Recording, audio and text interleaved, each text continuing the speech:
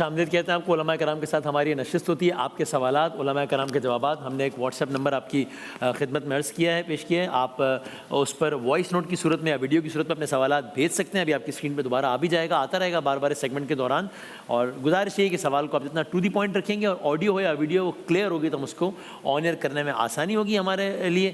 جناب قبلہ ڈاکٹر علامہ محمد رضا داؤدانی صاحب تشریف فرما ہے.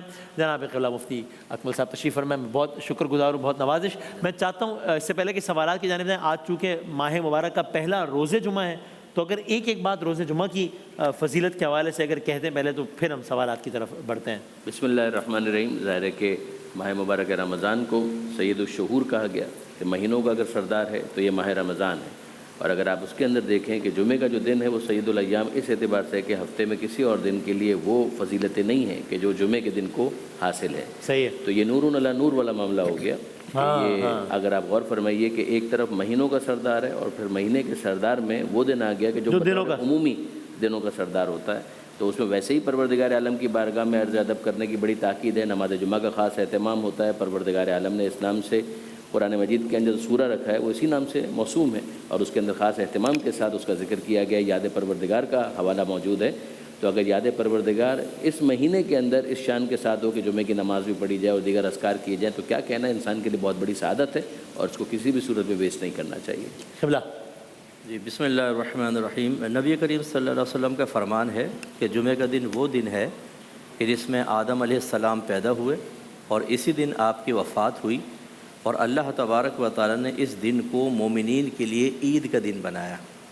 تو یہ جمعہ جو ہے وہ عید کا دن بھی قرار دیا گیا ہے اس اعتبار سے کہ اس میں نیکیوں میں اضافہ ہوتا ہے، اجتماعیت ہوتی ہے، آ کے لوگ بیٹھتے ہیں. جیسے نبی کریم کے دور میں سرکار کے پاس آتے تھے، پھر اپنے مسائل حل کرتے تھے اور خوشیاں تقسیم ہوتی تھی. صحیح. اور جیسے ارشاد فرمایا کہ جب اس کی نسبت رمضان کے ساتھ ہو گئی تو پھر اس کی برکات پہ یقیناً اضافہ بھی ہوگا.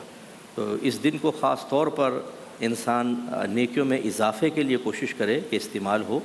رمضان سے اور بھی اس کو نسبت ہے تو انشاءاللہ اور برکات حاصل ہوں گی.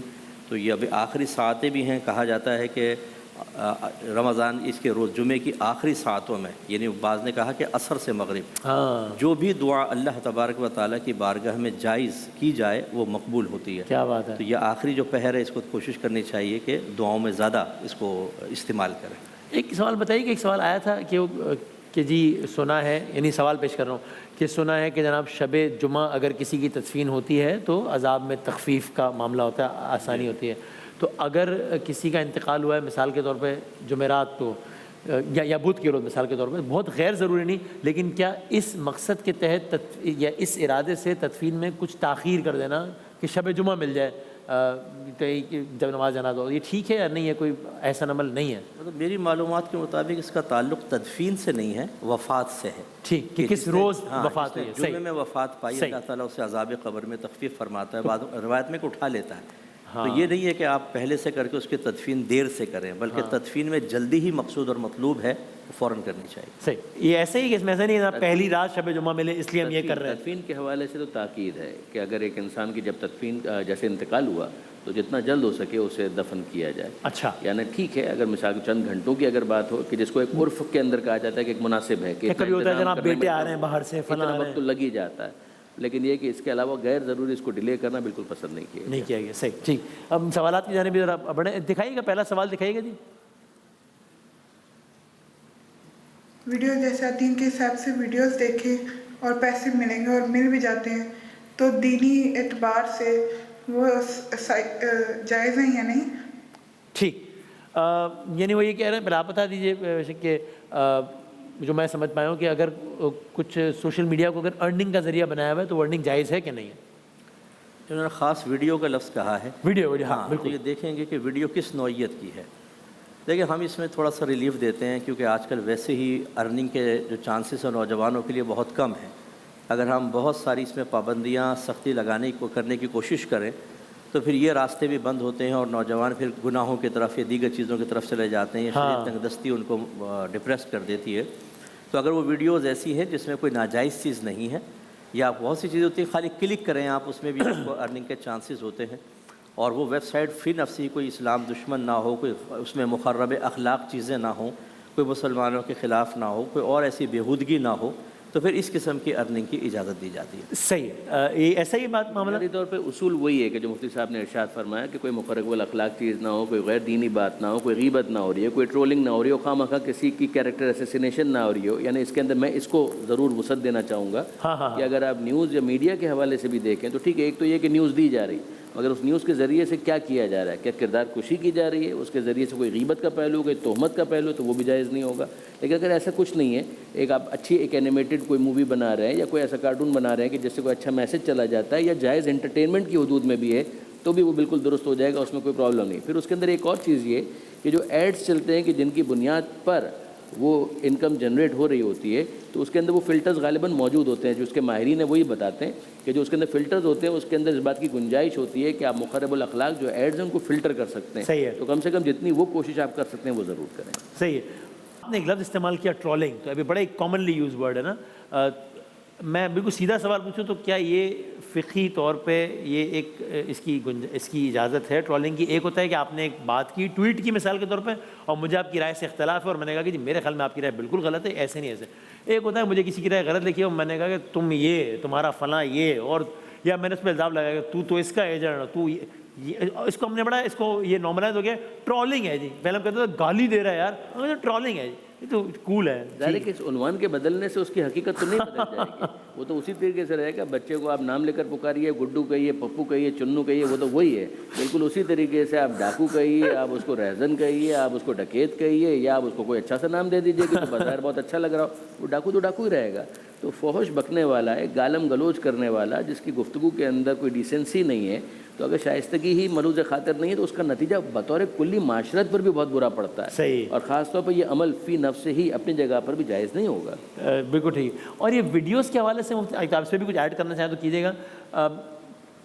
اس غرض سے یا کہ زیادہ ویوز ہیں یا کسی بھی غرض سے, ایک کبھی کبھی ہوتا ہے جناب کیپشن یہ لگا دو, مس لیڈنگ کیپشن, کہ مثلا کہ جی آپ کو اس میں پتہ لگے گا کہ, یعنی ایسی چیزیں بھی. میں اپنا واقعہ بتاؤں کہ میں مسجد حرام کے صحن میں بیٹھے ہوئے میں نے کوئی ویڈیو عید مبارک کی ڈالی, کچھ بھی وہی ویڈیو میں نے دیکھی کسی اور کے چینل میں لگی ہوئی تھی, اور اس کا ٹائٹل یہ تھا کہ دیکھیے وسیم مدامی حرم پاک کے قریب بیٹھے ویڈیو ریکارڈ کرا رہے تھے جس دوران آسمان پہ معجزہ رونما ہو گیا اور لفظ اللہ لکھا ہوا آنے لگا, اور اس کی ملینز آف ویوز ہو گئے, اور ایسا ظاہر ہے کچھ بھی نہیں تھا ایسا.